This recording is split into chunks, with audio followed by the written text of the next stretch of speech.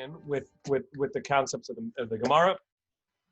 The Gemara asks, why did on the Mishnah sort of structurally, what's the structure of the Mishnah, and trying to glean some important halachas from the structure of the Mishnah. And then the Gemara says, why do we start with Tsaras Bito? And that doesn't seem to be the first erva to be chosen. And in fact, the Gemara says we really should start with Achos Ishto, his wife's sister. That means Reuven and Shimon, two brothers, married two sisters. And then when Reuven dies, his sister, his wife's sister, is now a Yevama to him. And he's not allowed to marry her. So that's a pretty simple case. Two brothers marry two sisters. Reuven and Shimon marry Rachel and Leah. Reuven dies. Shimon is married to Leah. And now Rachel becomes a Yevama to him. And he's not allowed to marry her because it's his wife's sister. And that's the classic case. Why is that the classic case? Because that's actually the case in the Gemara. And that's what the Gemara, in the Torah, as the Gemara is going to tell us on Amud Beis, that the basis for the exemption of a tzara, the exemption of an erva from yibum, that exemption is actually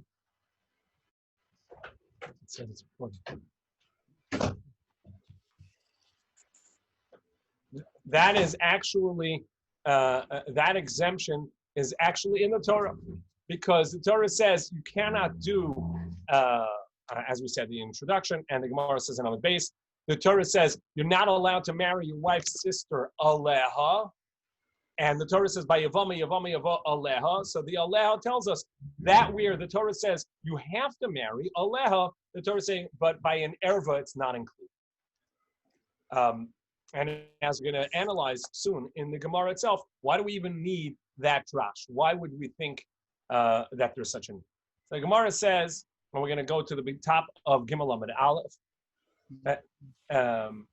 Iker Isuraya Behed Yiksiv. All of these, you're right, that they're learned by a drasha. Bito, Iker Isura Midrasha.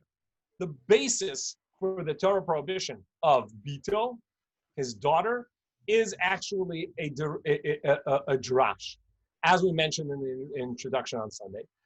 The reason is because the Torah only says Bas Ishto, his daughter's, the daughter of his wife, but not if there was never Kiddushin.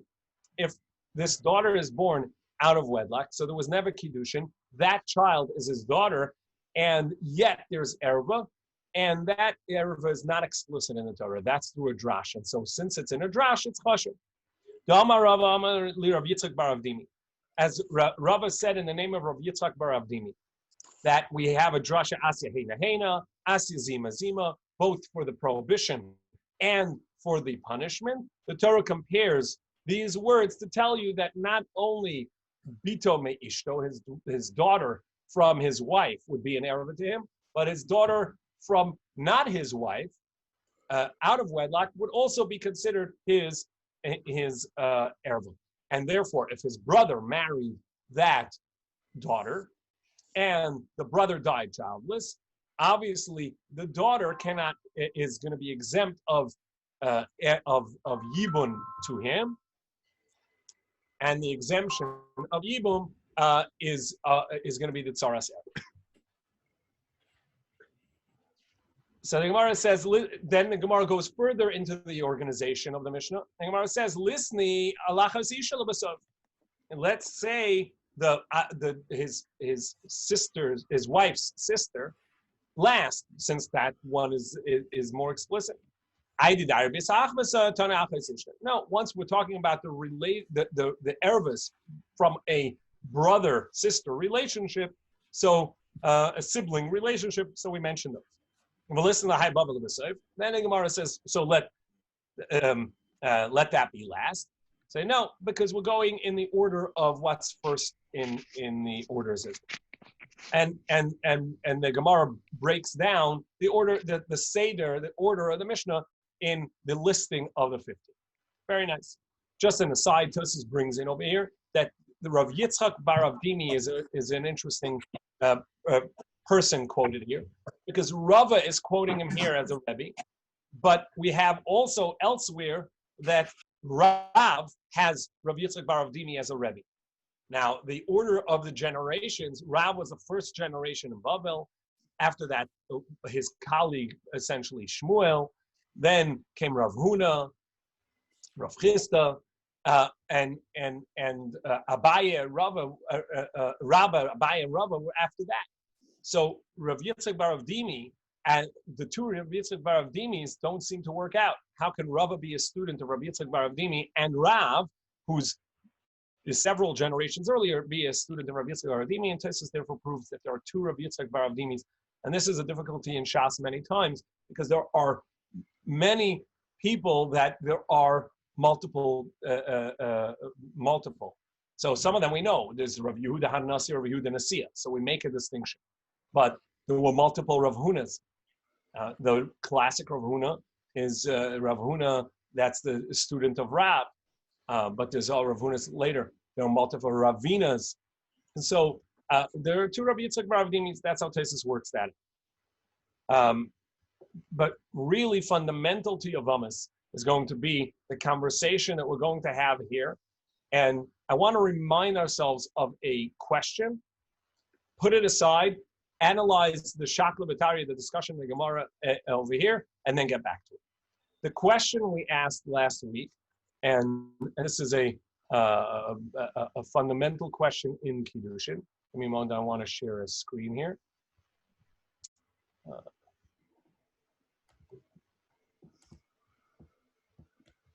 So we have a classic erva in Yibum, as you have a brother who died. His daughter, his wife, is the daughter of of the surviving brother, and that's a classic Yibum of erva. Okay, so Ruvain is married to Sarah. Sarah is his brother his niece, his brother Shimon's daughter. Ruvain dies childless. Shimon obviously cannot do Yibum to his own daughter, and therefore there's an exemption.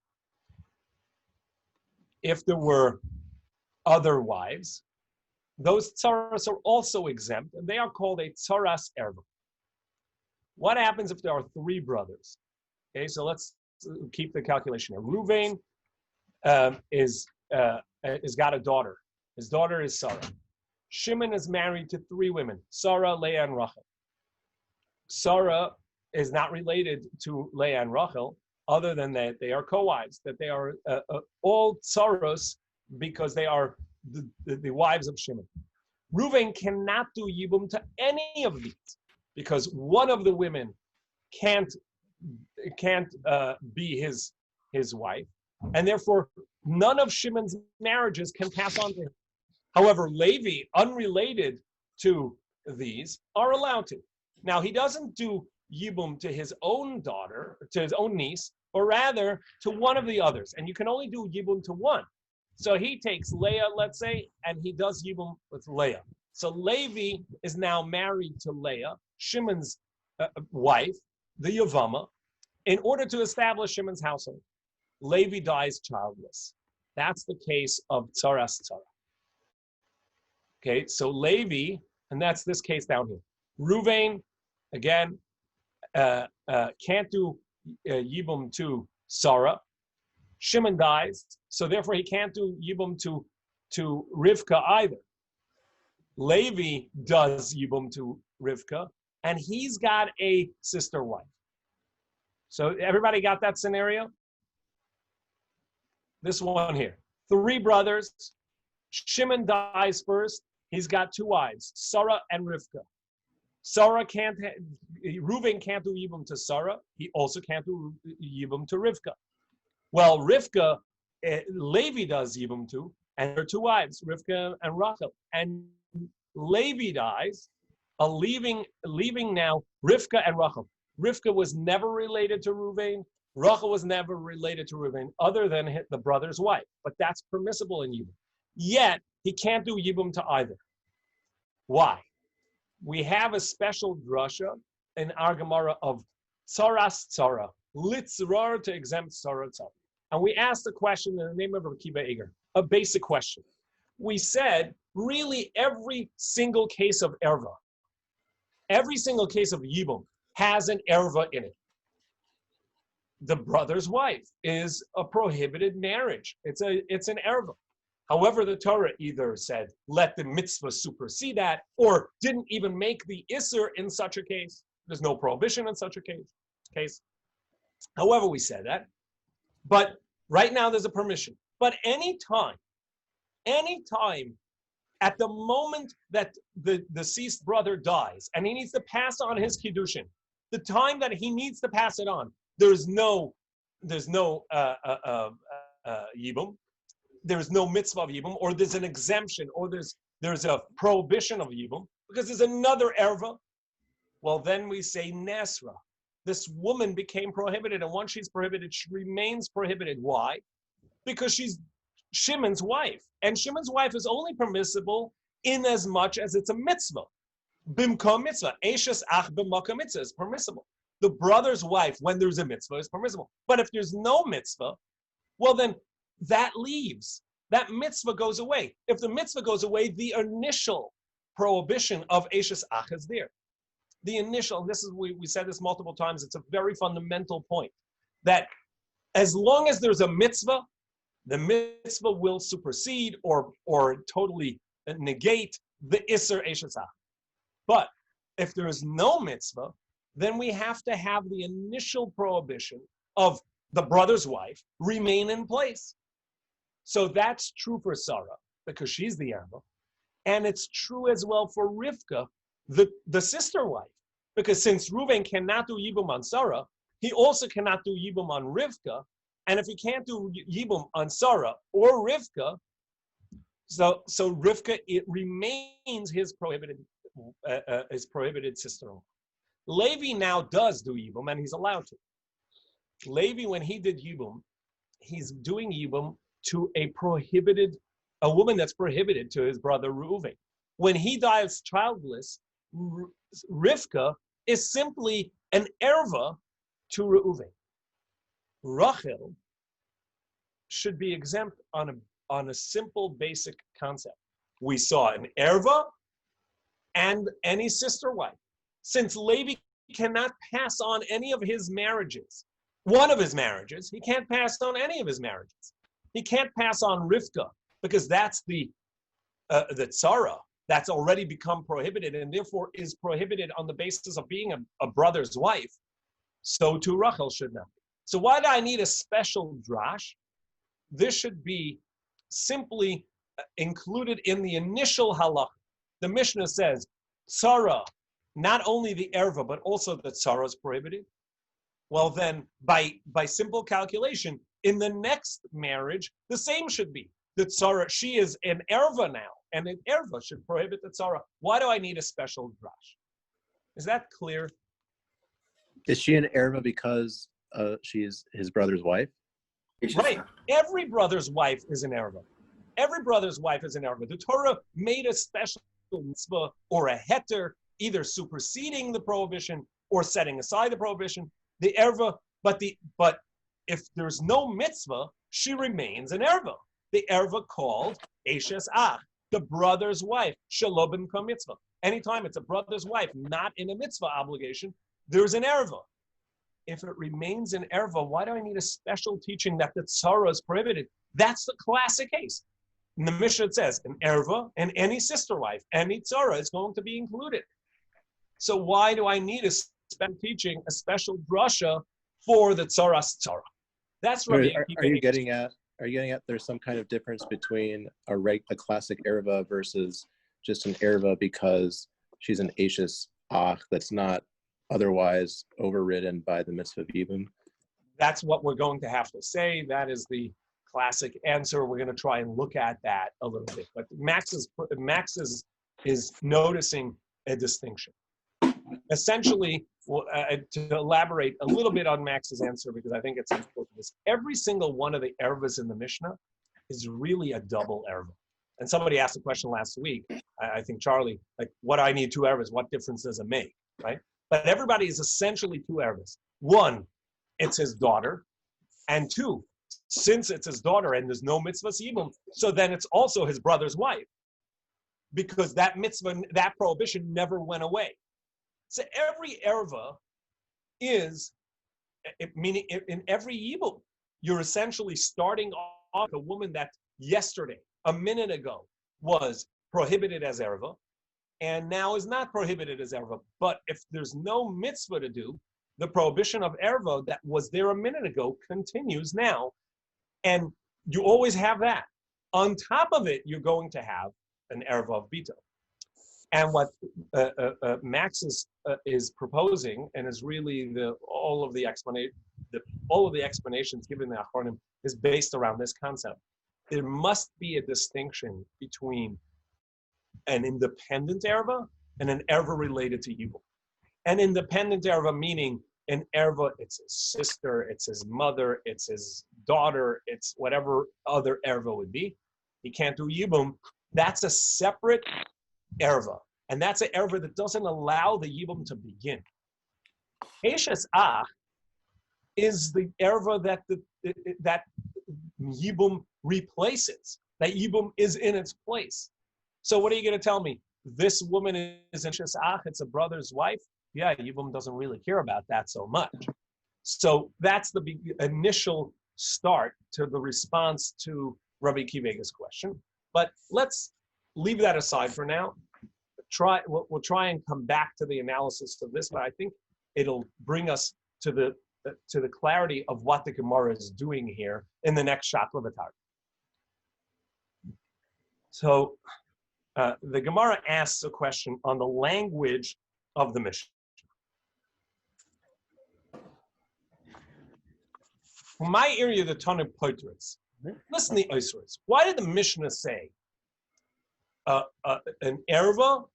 If one of the wives is an erva, the other wife becomes exempt on account of her.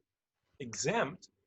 Listen to the Oisros. Let it say they are prohibited, as Rashi explains and what we were pointing out now. If it just said exempt, I may have thought exempt, but if you want to, you're allowed to. But that's not true. It can't be true. It must be that he's prohibited because it's a brother's wife. A brother's wife is prohibited unless there's a mitzvah. If you tell me she's exempt, then she's usher. There's no such thing exempt, but if you want, you can do yibum.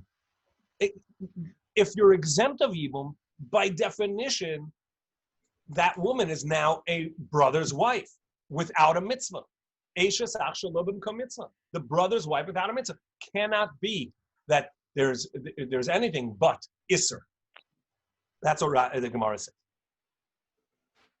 My area, the Tana Poitris, listen the Oisros, it should say they are prohibited.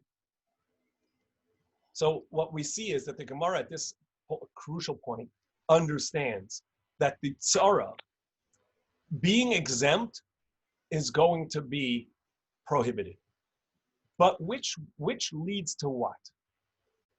Is the point prohibition or is the point exemption? Now, if the point is exemption, it exempts the other, and then it leads to a prohibition. So then the Mishnah is correct. What's the Gemara's question? It says, listen, my Torim Poitris. Why does it say Pater? It should say Osros, they're prohibited. How do you know they're prohibited? Because it's obvious. If they're exempt, then there's no mitzvah. If there's no mitzvah, then the initial prohibition is there. So maybe the Mishnah means that. And we know it does. So what's your question? It's true that the chicken and the egg is this. First comes the exemption. And since she's exempt, then there's a prohibition. And that's what the Mishnah means. Therefore, it seems to be that the Gemara is bothered by this because the Gemara holds it shouldn't just exempt, it should prohibit. At the initial step is already the prohibition. The Gemara says, Itani Osers, indeed, I accept that. However, if it would say it asers, Havamina Oser liyabim, that it only prohibits the act of yibum, which is a prohibited act of marriage. Avol michlitz chalza. But she does need chalitza. which is the ending of the ending of the marriage. We mentioned multiple times now. The Mishnah in Kiddushin says every marriage starts with act of Kiddushin, Kesef Shtar Abiyah, and it ends with either death or get. Now, this one didn't end in get, and it didn't end in death either, because even though the husband died, the Torah says, Eishes HaMeis, she is still the wife of the deceased. Why? Because the Kiddushin continues, and it passes over to the living, surviving brother. So perhaps, even though he's not allowed to do Kiddushin, he's not allowed to consummate this marriage by doing Yibum because it's an erva, but perhaps the Kiddushin continues enough that you need to do Chalitza to end the marriage. Even though it's not a proper Yibum, it can't be a Yibum because there's an erva. You're not allowed to do it. But maybe if the Mishnah had said Osras, it prohibits, well, the only prohibited act could be Yibum, because Chalitza, what are you doing? It's nothing. You're if you wrote a get for nothing, it's a get. You didn't do any Isser, it can't be prohibited. So therefore, we can't say Isser because Michlatz Chalas, I would think, it still requires an ending of the marriage, to which we say Potras exempts. Exemption means all of it is exempt. That's the meaning of this line. The Havamina, if you look at Rashi, right, is mashma potros I bo'i meyabin. If you want. And now we're saying no, potros means not even chalitza. Right. How did the Gemara go from here to there? In its answer, it just doesn't seem linear. It is somewhat complicated. That's why I was trying to point out before. Rashi cannot mean, as the next Rashi says, Rashi cannot mean that there was ever a thought that it's possible for someone to choose, even though they're exempt, to choose Yibum. The language may have meant that, but it's an impossibility. As the next Rashi says, impossible, because if you're not obligated, then you have the Eshes out. So Rashi here. So the Gemara is saying it's a more precise lashon. That's right. Right. So the Gemara is saying like this. Number one, why did you say exemption? Exemption is pretty loose. Exemption is not a strong language. It doesn't say you're not allowed to, which is true. You're not allowed to. Why did you say exemption, which couldn't be true here, but would mean if you want to, you could, but you don't have to. And that's obviously not true. Impossible, because the Mishnah says potros mina chalitza mina yibum. So in this Havamina, the Gemara is saying you also would have the word osir, but you also say mina yibum. You wouldn't say mina chalitza. Right. The Gemara is going to say, well, we couldn't say oser hachalitza. That's impossible. Because why would you exempt chalitza? As the Gemara is about to say, why would you prohibit chalitza? Right? But the Gemara is at this point saying, okay, I accept your premise that obviously if they're exempt, they're also prohibited. You can't be exempt of yibum and still allowed to do it. If you're exempt, then it's your brother's wife, which the Torah which is an erva. Cannot be. So if it's exempt, it must be prohibited. So say prohibited. And even though, as we just explained, even though that I can figure it out, 1 + 1 is 2. But the Gemara asks, it should say prohibited because that's the primary point. Tzara prohibits the other from doing evil. So the Gemara says, okay, but I have a problem. If I would say that, I can't say chalitza is prohibited. And I may have thought there's a possibility in my mind that yibum can happen, could be exempt, and chalitza is an obligation, which means there's a possibility that even though there's an erva, the marriage can pass on to the brother. Enough that even though it cannot be fulfilled, it needs a chalitza to finish it. And that's the amazing point of this Gemara here. And I want you to hear this point because that's the awakening that the Gemara is telling us here. So just to clarify where I went wrong, I'm sorry to interrupt you. Because I was reading it, Aval Michlatz Chotza is if you meaning it's usher, but if you wanted to do chalitza, you could do chalitza. You're saying the havamina would be that you need to do chalitza. Correct. Potros. Okay. Correct. Because Michlatz Chotza, you still require chalitza because the marriage still passed on. And this is a eye-opening point in the really a transition point in the Gemara. Up until now, Tzvi Fischer was telling you for 2.5 weeks that if there's no chalitza, if there's no yibum, if there's no mitzvah, that means the marriage didn't pass on from the deceased brother to the surviving brother. If the marriage didn't pass on, there's no mitzvah. Here the Gemara is saying, not exactly. Even if there's the prohibition of completing this marriage, even if there's an isser yibum, but the marriage could pass on enough that you would need chalitza. And that's why the Mishnah has to tell me, no, since it doesn't pass on enough to do yibum, it also doesn't pass on enough that you would require chalitza. But there was a possibility that those could split. And that's a very powerful point in understanding the mechanism of yibum, that the marriage passes on from the deceased brother to some degree, even in a case where the yibum may not and cannot be done. Only that there's no mitzvah of yibum. And if there's no mitzvah of yibum, there's no mitzvah of chalitza, as the Gemara is going to tell us. And we're saying, make any sense? You're saying that the moment the brother dies, there's a possibility that, like, it's an automatic that the marriage should fall to the neck to the brother, but the erva is stopping it, and therefore maybe there is still a chiyuv to do chalitza. You have to end that marriage because it never ended with death. It passed on to the brother. And the brother can't consummate it. So therefore, he has to do chalitza. There is some level of passing on even in the prohibited state. That's the concept. The havamina. Sorry? Is it in the havamina? We're not saying that. Correct. But we see that they are not intrinsically one. Aval Michlatz Chaltza, Kamash Malan, that's why the Mishnah says exemption. We're listening to Asura Lachlitz. Why did we say it's prohibited to do chalitza? And I said, why? Micah of it.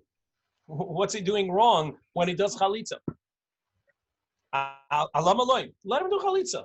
Can't be exempt. You can say exempt, but you can't say prohibited because big deal. And I says, no. There could be that it's prohibited on account of that I'm having a specific there's a specific prohibition midurabanan. Why? Because imata omer chaletzes misyabemes. Because if there is an obligation to do chalitza or even an option to do chalitza, somebody may say, wait, that means the marriage passed on to me. If I need to do a chalitza, that means the marriage passed on to me. If the marriage passed on to me, so then I'm going to do yibum, and he's not allowed to. So since he's not allowed to, we say you can't do chalitza either in order not to get confused.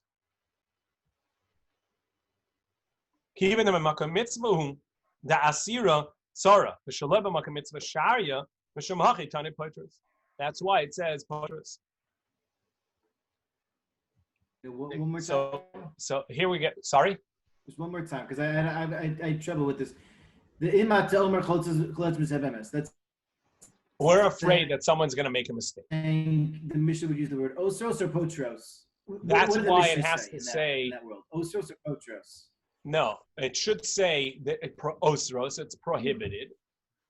Because if it's prohibited, Gemara says, why would it be prohibited? What are you doing? Big deal. So you wrote a get for nothing. You did a chalitza for nothing. It's not good. It can't be prohibited, just exempt. Gemara says, no, it's prohibited. Not mid'oraisa. The Mishnah say osros liyabim. Someone's going to say, okay, there's nothing. The Mishnah's not going to write oslos lachlot because it's just spitting. Right. Then somebody's going to see some guy do the. No, so the Gemara says yes. No, the Gemara stops it and says no. You should say osros lachlot. Say that it's prohibited to do chalitza. You know why? Because if you don't, somebody's going to do chalitza, and the next person will say, "Oh, I'm in the same situation." But the Mishnah wrote beferish asur liyabin. In that world, the Mishnah wrote liyabin. So somebody's not gonna ask his rav, and he'll do a ridiculous chalitza, and then someone's gonna look based off of that and do a ridiculous yibum, which is beferish asur. Yeah, this person is not. We're not saying that he's going to read the Mishnah. We're saying that he's going to see someone to do chalitza. And if we allow, that's what Tuvis said, so he gets points. Yeah, if we're going to allow someone to do chalitza, the next person's going to do yibum. Even though, like, do we ever see that? Like, yes, it's a beferish Mishnah. So yes, whenever someone's going to Rabbi Akiva Eger here on the side shows other places in the Gemara that we are concerned that if we allow someone to do chalitza, he's going to end up doing yibum, or he or someone's going to end up doing yibum. So we don't allow the chalitza on account of maybe someone's going to make a mistake. Okay. That's why the Mishnah should say oisves. No. That's why. No. Let it. So it could say osir because there's a reason to prohibit it. So the Gemara comes up with another explanation. This is an important case. Shelo b'makom mitzvah shari. The Gemara is coming up and says, when the Torah said you're not allowed to marry your wife's sister, and you're not allowed to litzra, even a sister wife of your wife's sister. That means Reuven is married to Rachel, and his sister-in-law is married to some other guy, not related, not a yibum situation. So his sister-in-law is married to some other person. We're going to call him Shmuel, and Shmuel is married to two women. Shmuel dies. He doesn't want, and now Reuven doesn't want to marry his wife's sister, but he wants to marry his wife's sister wife, meaning the other woman that was in that marriage. The erva's tzara, but it was not a yibum case. Or, to bring it home, somebody's daughter-in-law, his own son, is married to a woman, and his own son had two wives. No, that's Eshes Benot. So his daughter-in-law is in another marriage with another woman.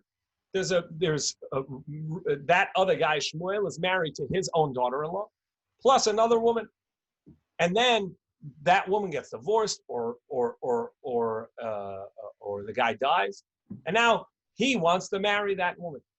It's very close, but it's not prohibited, because it's never been a relative. It's just been in a marriage with another man and his relative.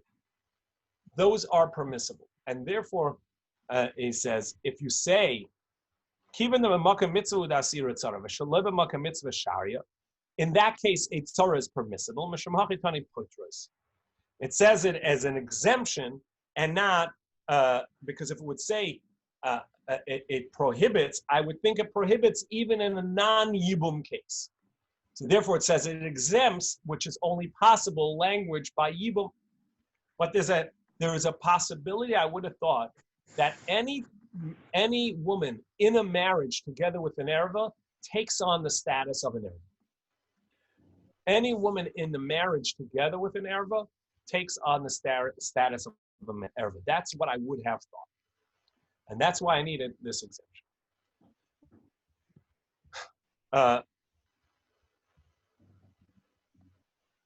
So Gemara now says, why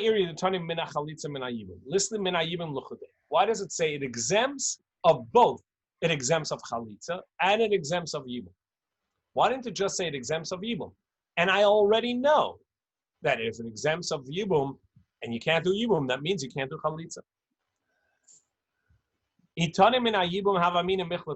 No, I wouldn't know that on its own. Again, here the Gemara is emphasizing that there is a possibility to say that somebody does not do yibum on account of erva, but chalitza would still be an obligation.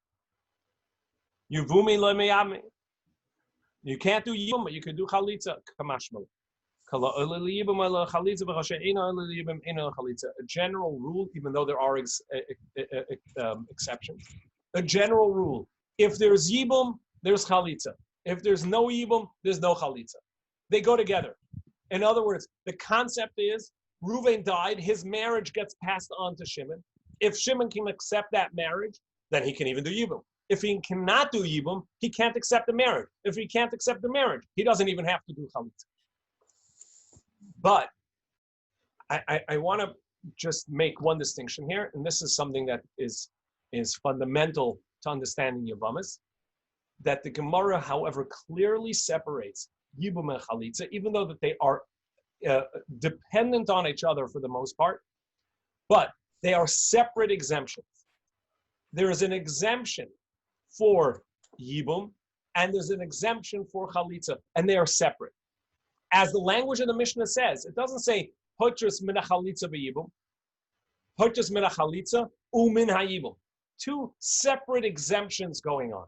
They're not one exemption. There are two exemptions. If you're filing taxes, there are two separate forms.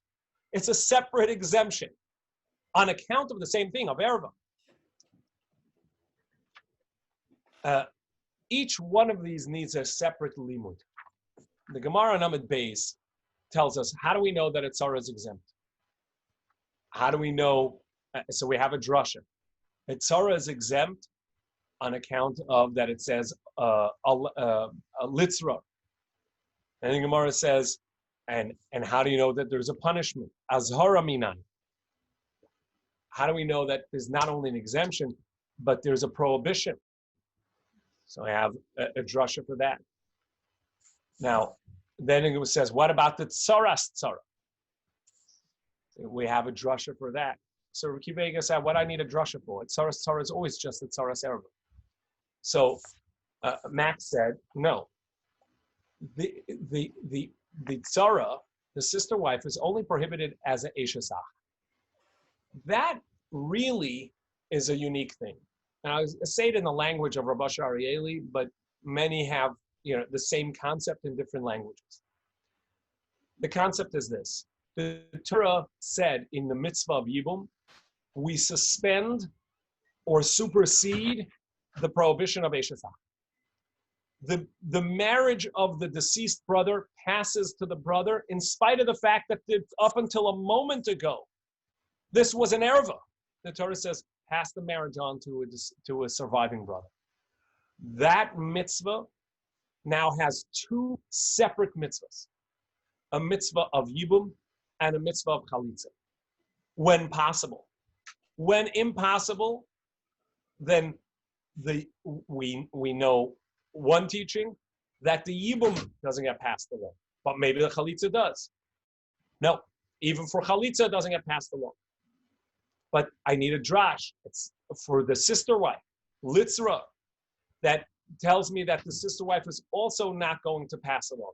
Shimon died, passed one of his marriages cannot pass to Reuven, so also the other marriage cannot pass to Reuven. Fine. But how do you know that she's now prohibited? What do you mean, how do you know she's now prohibited? The Gemara asks, Azhara minayin. The question is, what do I even need that for? As we just said, if there's no mitzvah, the eshes ach remains in place. It's a brother's wife. So we see from the Gemara's question, Azhara minayin, that the Gemara is saying, actually no. The structure of Yibum is such that when the deceased brother passes on, there is a suspension or supersedence of the Isser, Eshes Ach, to the degree that the marriage, the Zika, now passes the Kiddushin on to the surviving brother. And if it can't, well, then the sister wife, the Tzara, gets passed on. And if it can't, but it doesn't mean it's prohibited yet.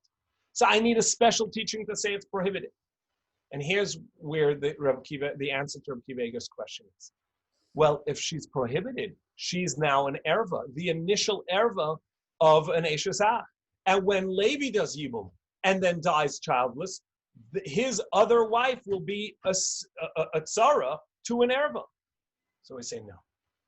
that erva, as Max pointed out, is a unique erva, an erva that has been suspended, an erva that is not entirely there, because the Torah has removed it and allowed for the marriage of Reuven to pass along. And in this case, the marriage of Levi to pass along. So how do I know that she's prohibited? We need a special drush. Great. How do I know that she can prohibit someone else? Not only will she herself be prohibited, which is a chiddush because the Torah already removed, suspended that isser, putting it back on. How do I know it's put back on enough to prohibit someone else? That we need a second drush. So again, we had Sarah, Rivka, and Rachel. Sarah is the erva. The sister wife is Rivka. And so she cannot do, she's a tsaras erva.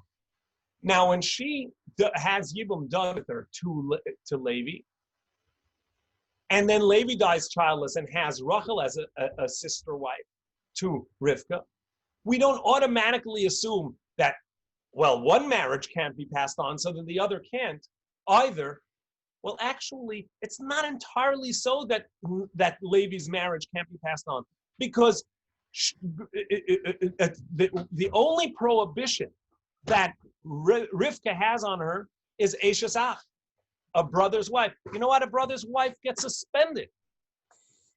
And if it gets suspended, it should be allowed to pass on. The Torah teaches us no, it cannot.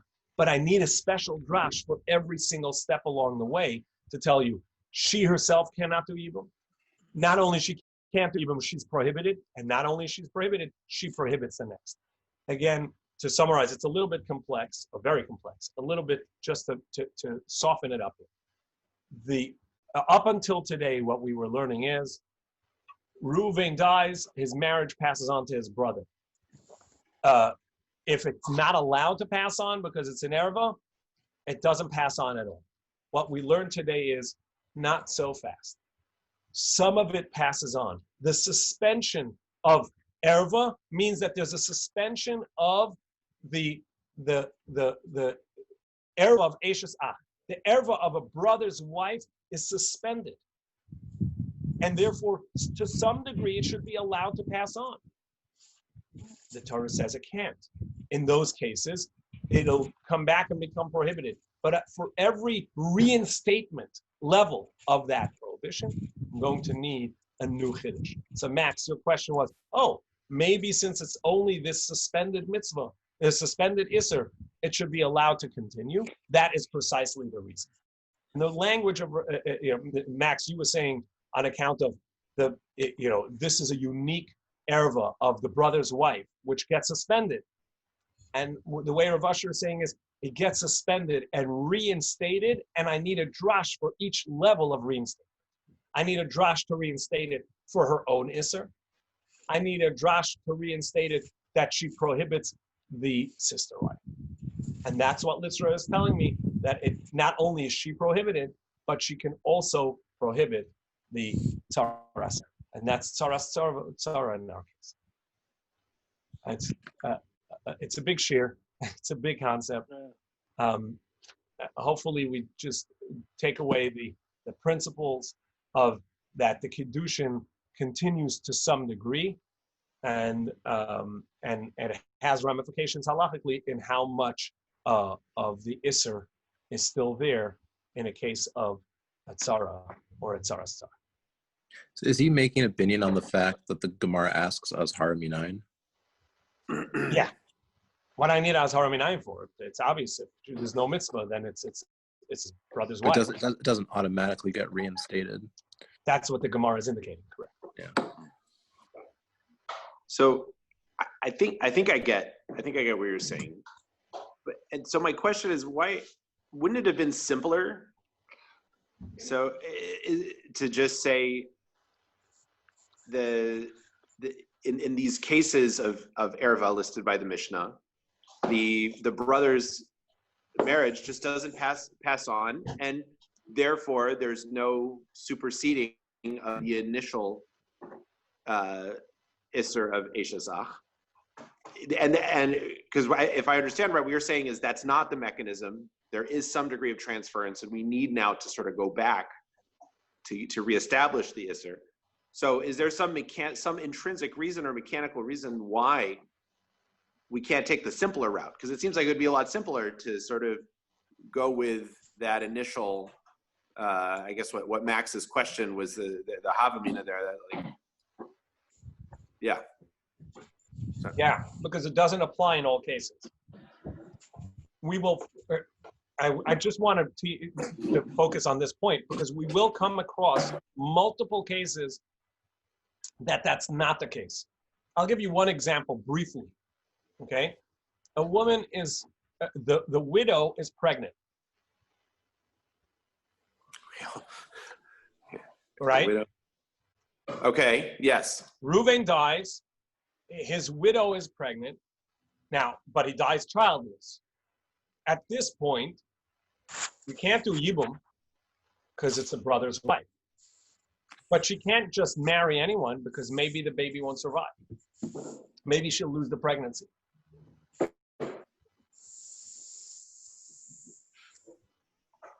Say that again. She may lose the pregnancy, and so the brother died childless. So she can't just marry anybody. Okay. Yevomos. But the brother may have offspring, give a few months, and so they can't do Yibam either. It's a brother's wife. There's no mitzvah yet. There's no mitzvah yet, but she may not marry anyone. Okay, so in that case, you're saying that if she can't marry anyone, that means the kiddushin. Erva, it's done, and the initial approach comes in because it's not so clear. So if we think of it as there's some transference of the marriage, then that works. That's more consistent. We can then work through that scenario. Right, because there is a transference. The brother's marriage does continue. Okay. But they're still in a erva. Wow, that's one case. There are multiple cases. We'll see many cases. But I just want to highlight the fundamental. I'm giving you this nugget so that you can sort of wet your palate with like, oh, I see where they are separable, right? Where the transference and the error can still be there, but the transference. The Havamina of the Gemara was that there was a kashash that there's a transference. So why not have her do chalitza? I want to say not the Havamina there's a transference. There is a transference. It's just not enough to obligate chalitza or even allow chalitza. But there's no obligation of chalitza. It's not enough to obligate chalitza. And we'll see more about that. But for now, let's chew on this a little bit. There's a transference of the marriage enough that some halachas will apply, but since the erva is so strong, it will not obligate chalitza nor yibum. But some level of transference, some zika is the term. This zika applies enough, and we'll see a bunch of cases that it applies to. Yeah, it's a bit tremendous chiddush, like you always say you can't be half pregnant, right? It's like you're zakuk, but you're not really zakuk. It's like to use the term zika, right? Zika means bound. It's like either you are bound or you're not bound. I understand the idea. I wouldn't it's mind blowing to call it like there's kind of a zika. Great. We'll work on each one of those steps as we go. We have to let's do this in step by step. Next week is going to be a little bit easier. It's not going to be all these cases. It's going to be a little more fun. We're going to talk about a lot of different mitzvahs that come up. Shatnez versus tzitzis, that you're allowed to wear shatnez because tzitzis supersedes it, and many other cases like that. The concept of asay docha los asay. In yeshivas, you call it a veltz sugya, a sugya that applies all over the world. Right? It's a wonderful concept. Asay docha los asay. It shows up in Pesach. It shows up in Matzah, in Sukkah, in Esrog and Lulav, in Dalad Minim, in your tzitzis, in carrying on Bris Milah. Shabbos and Bris Milah. I mean, there's so many places that this shows up. Asay dochal losay, the concept of a positive mitzvah superseding a negative one.